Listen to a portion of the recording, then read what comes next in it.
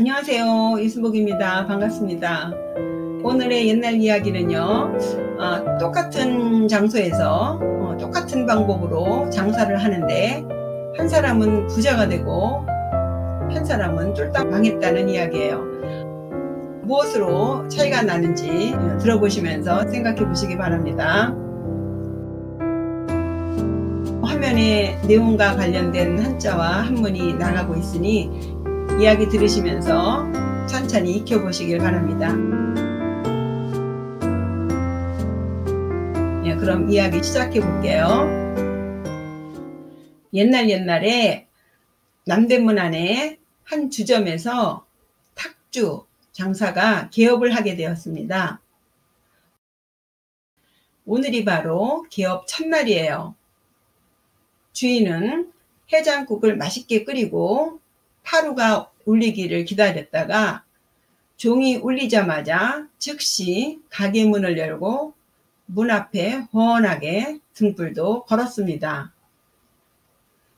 그때 마침 기다리기라도 했듯이 상복을 입은 한 상주가 혼자 가게로 들어옵니다. 그러더니 해장국 한 그릇에 술 한 잔만 주시오 합니다. 주인은 주문이 떨어지기가 무섭게 바로 술과 해장국을 대령하니 상주는 숨도 쉬지 않고 거침없이 후루룩 다 마시고는 또 말하기를 여기 국도 더 담고 술도 한 잔 더 내오시오 하네요. 주인은 또 바로 국과 술을 내갑니다. 그러자 상주는 또 완샷으로 들이켜버리고는 이내 말하길 나는 돈이 없소. 이 다음에 꼭 갚으리다 하네요. 첫 개업날 생면부지 첫 손님이 외상이라니요. 그런데 탁주장수는 전혀 개의치 않고 아무렴 어떻겠소 합니다. 그런데 신기하게도 그 상주가 나간 후에 술꾼들이 이 술집으로 구름처럼 몰려들더랍니다. 주인은 진종일 밥 먹을 겨를도 없이 술을 다 팔았겠죠. 그리고 그 다음날 새벽에도 주인은 어제처럼 파루가 울리기 기다렸다가 가게 문을 열고 등불을 훤하게 내걸었는데 그때 또 약속이나 한 듯이 어제 그 상주가 또 들어와서는 어제와 똑같이 주문을 합니다. 해장국 한 그릇에 술 한 잔 주시오 해서 주인이 내주면 한 번에 다 마셔버리고 또 해장국도 더 주고 술도 한 잔 더 주시오 합니다. 해서 또 내주면 이번에도 또 한 번에 다 마셔버리고는 어제와 똑같이 돈이 없으니 다음에 주리다 하고는 나가버립니다. 그러면 탁주장수 역시 어제처럼 아무렴 어떻겠소 하네요. 더욱 신기한 것은 그렇게 그 상주가 나가면 역시 어제처럼 술꾼들이 이 술집으로 밀려들더랍니다. 믿을 수 없는 상황이 매일매일 벌어지다 보니 탁주장수도 아마 그 상주가 도깨비거니 생각했답니다. 당연히 그 다음부터는 더욱더 각별하게 그 상주를 대접했겠지요.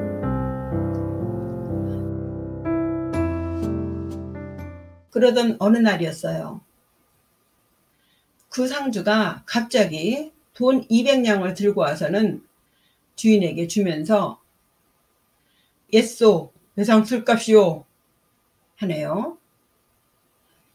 이처럼 종종 상주는 이렇게 와서 술과 국을 먹고 또 가끔은 외상값도 갚고 또 술손님도 한결같이 줄지 않고 몰려드니 개업한 지 채 1년도 안 되어서 술집 주인은 돈을 몇만냥이나 벌게 되었습니다. 그러던 어느 날 술장수가 상주에게 묻습니다. 내가 술장사는 이만 걷어치우고 싶은데요. 다른 계획을 세우면 어떨까요? 합니다. 그러자 그 상주가 좋지 하고 흔쾌히 대답을 합니다.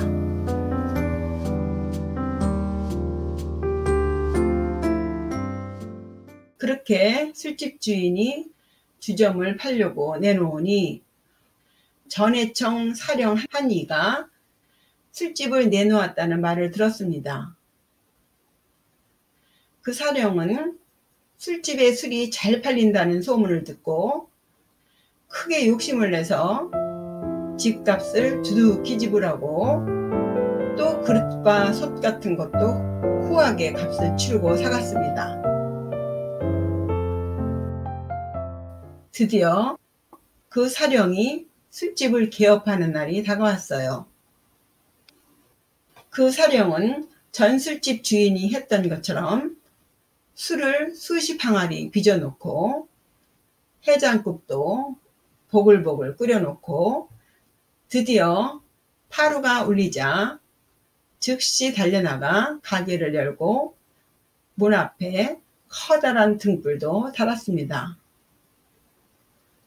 그러자 한 상주가 혼자 들어오더니 해장국 한 그릇하고 술 한 잔 주시오 하네요. 사령이 바로 국 한 그릇과 술 한 잔을 내가니 상주는 후루룩 마시고는 또 말합니다. 여기 국 한 그릇 더 주고 술 한 잔 더 따르시오. 사령이 또 얼른 내가니 상주는 순식간에 다 들이키고 하는 말이 내가 돈이 없으니 내일 갚으리다 합니다.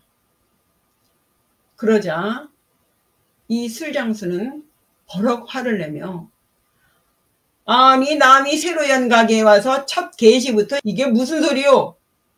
빨리 돈을 내놓으시오 하네요. 그러자 상주는 돈이 없는 걸 어떻게 하겠소? 상주가 열이 제대로 받았겠죠. 아니 돈도 없으면서 남의 계시도 않은 가게에 꼭두 새벽부터 와서 어찌 외상으로 술을 먹는단 말이오? 정말로 돈이 없으면 그 입은 상복이라도 잡히고 가시오 하네요.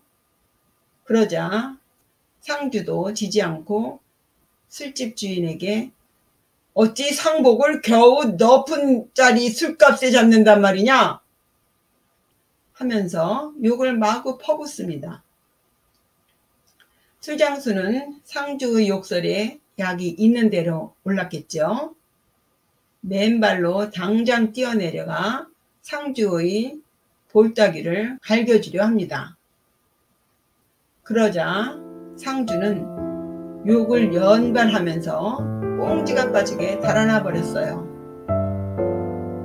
술장수는 상주를 붙잡아 때려주려고 죽으라고 뒤쫓아갔지만 도대체가 이 상주가 어찌나 빨리 달아나는지 잡히기는커녕 오히려 점점 더 멀어졌습니다.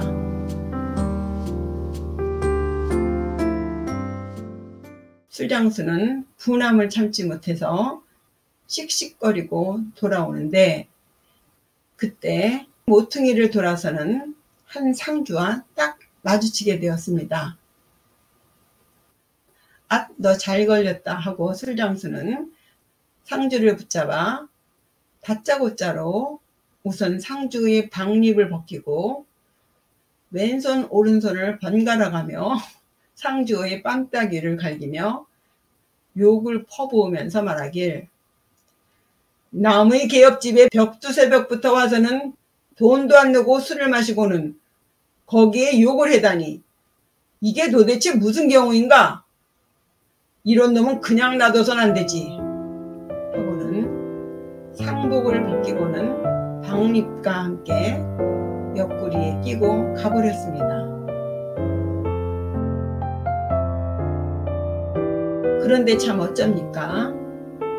이 상주는 앞서 내빼버린 그 상주가 아니라 다름 아닌 벼슬아치 양반이었습니다. 큰집 기재에 참례하고 제사를 끝낸 후 혼자 귀가하다가 아닌 밤중에 홍두깨격으로 뜻밖의 이런 망측한 변을 당한 것이었어요. 졸지에 술장사에게 왼뺨 오른뺨을 호되게 맞아 볼때기가 벌겋게 부어서 얼얼할 뿐만 아니라 거의 벌거벗은 몸으로 가던 걸음을 돌려 다시 큰 집으로 들어서니 노기가 하늘이라도 뚫을 지경이겠죠.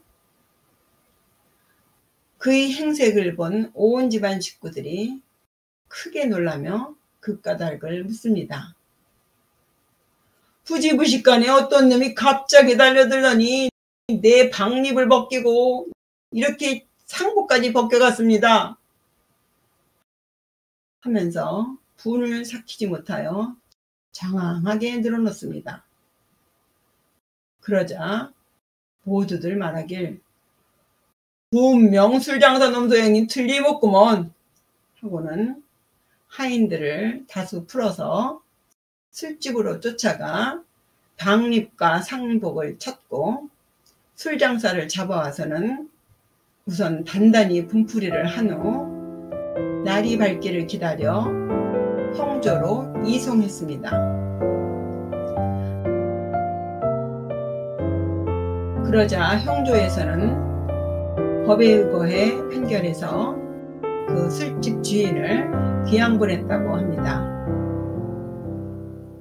게다가 술집 주인은 그 사이에 비용이 적지 않게 들었고 이후로는 누구도 그 술집에 찾아와 술 한잔 팔아주는 자가 없어서 이로 말미암아 가산을 모두 탕진하였다고 합니다. 이상으로 술집을 차려 부자가 된 사람과 쪽박을 찬 사람의 이야기 들어보셨는데요. 똑같은 장소에서 똑같은 술을 파는데 왜 한 사람은 부자가 되고 왜 또 한 사람은 망했을까요? 답을 찾아보셨나요? 여러 가지 이유가 있겠죠. 짐작이 가시겠지만 여기서 도깨비로 상징되는 상주는 슬픔을 당한 사람의 상징으로 해석이 됩니다. 전 술집 주인은 술값보다는 상을 당한 상주의 슬픔에 공감하여 선행을 베풀었고 나중에 술집 주인은 상주의 슬픔 따위는 아랑곳하지 않고 자신의 술값을 더 중시해서 매정하게 그 상주의 슬픔을 돌아보지 않았던 그런 차이가 아닐까 짐작해 봅니다. 적선지가 필류여경이라는 말이 있죠. 공경에 처한 사람에게 자비심을 베푼 전 술집 주인은 복을 받았고 자신의 이익만을 따지는 나중에 술집 주인은 하늘이 벌을 내렸다는 이야기입니다. 아울러 비록 술장사이긴 하지만 심보를 곱게 쓰면 복을 받고 심보를 잘못 쓰면 벌을 받는다는 것을 도깨비의 장난으로 재미있게 들려주고 있습니다.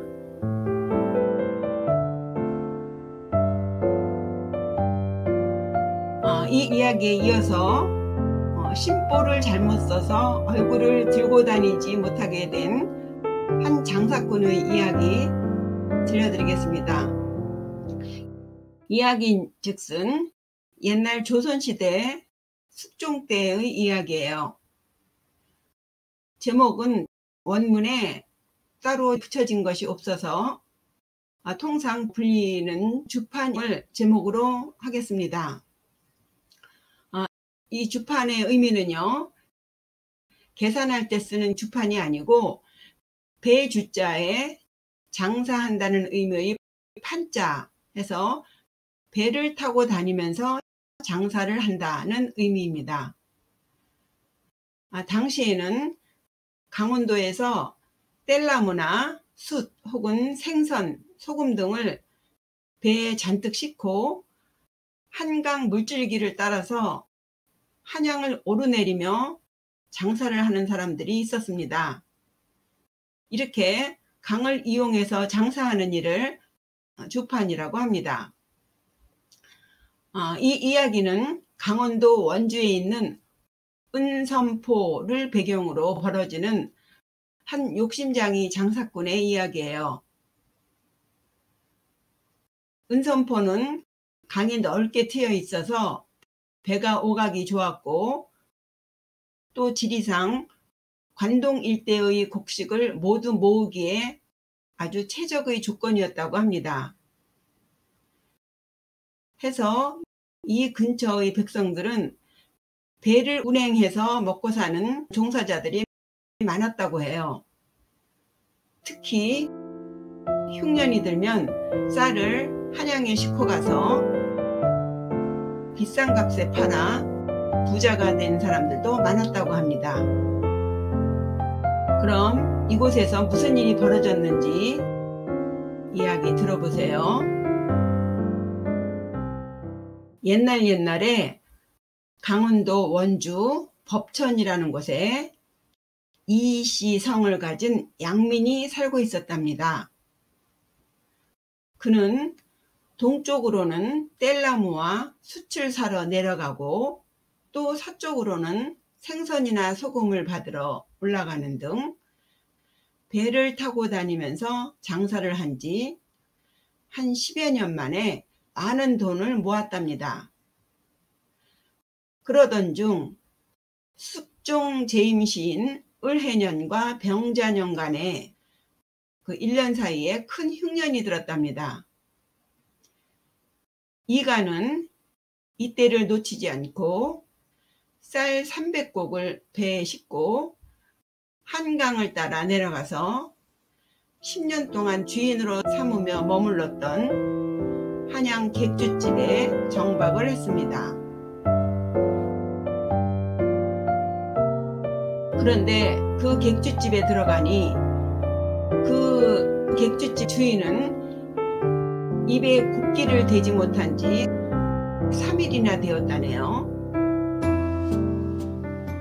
객주집 주인은 문에 들어서는 이가를 보고 깜짝 놀라 반기면서 "아이고, 이제 살았구나.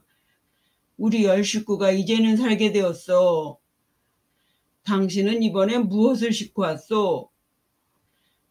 우선 당장 내게 곡식 10말만 주시오. 내가 살아나면 당신을 위해서 당신 싣고 온 것을 내가 다 팔아주리라. 배에 잔뜩 돈을 싣고 돌아가게 하겠소." 합니다. 쌀 한 말에 6kg니 10마리면 60kg죠. 그러나 이가는 전혀 그 말에 대응조차 하지 않고 배를 옮겨 다른 곳에 정박하려 합니다. 주인은 급히 이가의 바지자락을 붙잡고 말하기를 "그럼 5곡만 주시오." 하네요. 5곡이면 30kg입니다. 그러나 촌뚜기 이가놈은 역시 들은 척도 않고 밧줄을 풉니다. 주인은 눈물을 흘리며 "아니, 10년 동안 내줘온 주객의 정이 이처럼 야박할 수 있어. 그럼 단 한 말만이라도 주시오. 그것으로 오늘 하루 연명해서 당장에 당신 물건을 다 팔리게 영업하겠소. 그러나 이 촌뜨기 이간놈은 역시 뒤도 돌아보지 않고 배를 삿대질하여 떠나더니 30리를 더 가서 어느 부잣집에 정박했습니다. 그리고는 쌀 판 돈을 배에 잔뜩 싣고 돌아가서는 한양에 올라오지 않았대요. 그렇게 세월이 흘러 3년이 지난 후 이간은 다시 산에서 나오는 물건들을 배에 싣고 한강을 타고 내려왔습니다. 그의 생각에 과거에 10년간 알고 지냈던 그 옛 객주집 일가는 병자년의 흉년으로 모두 굶어 죽었으리라 생각했습니다. 그는 언덕에 배를 대고는 멀리서 10년 전의 그 옛 주인집을 찾아서 바라보았습니다. 그런데 이게 웬일입니까? 그 옛 주인이 사립을 쓰고 돈피 배자를 입은 채 사람들과 이야기하고 있지 않습니까? 사립이라면 명지실로 싸개를 해서 만든 가시고 돈피라면 담비 종류의 모피인데 그것으로 배자를 만들어 저고리 위에 걸쳐 입고 있으니 돈 냄새가 풀풀 풍기는 거예요. 그는 우아하게 생각하여 옆 사람에게 묻습니다. 저 사람 성명이 무엇인가요? 하니 누구라고 대답해 주는데 바로 옛 객주집 주인이 아니겠어요? 그는 깜짝 놀라서 그 사람은 병자년에 죽지 않았던가요? 그러자 옆에 사람이 허허 웃으며 그럴 뻔했지요. 저희가 과연 병자년에 굶주려서 사경을 헤매고 있을 때 그의 고객이었던 이간놈이 쌀을 선적하고 왔더랬지요. 저희가 그 이간놈을 보고 크게 반가워하며 그놈이 가지고 온 쌀을 받아서 장사를 해서 살아보려고 했는데 글쎄 그 못된 촌뜨기 이간놈이 단 한 말도 주지 않고 배를 옮겨 다른 곳으로 갔다오. 저희 집안 식구들은 너무도 한심스러워 온 가족이 해가 지도록 슬피 울고 있는데 갑자기 쌀 한 말 곡식으로 구제해주는 사람을 만나서 죽음을 면했고 그때부터 돈놀이를 하든 장사를 하든 하는 것마다 매일매일 뜻대로 돼서 불과 3년 만에 100만 전이나 모았답니다. 그 촌뜨기 놈이 병자년에 배에 가득 실은 쌀을 팔아서 돈을 잔뜩 싣고 올라갔더라도 분명 저희만큼 돈이 많지는 않을 것이오. 이 이야기를 들은 이간은 차마 부끄러워 다시 그곳에 배를 대지 못하고 가버리고는 종신토록 다시 한강에 배를 띄워 내려오지는 못했다고 합니다.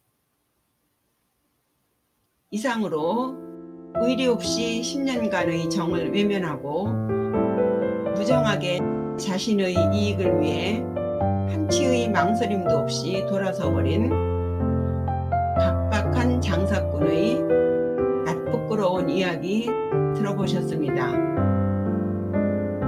돌아보면 무심코 했던 행동들이 문득문득 떠오르네요. 이 이야기는 안석경의 삽교별집 4권 중 만록에서 발췌한 내용입니다. 예, 그럼 다음에 또 재미있고 유익한 이야기로 다시 돌아오겠습니다. 구독과 좋아요, 댓글은 저희 제작에 큰 도움이 된답니다. 예, 감사합니다. 안녕히 계세요.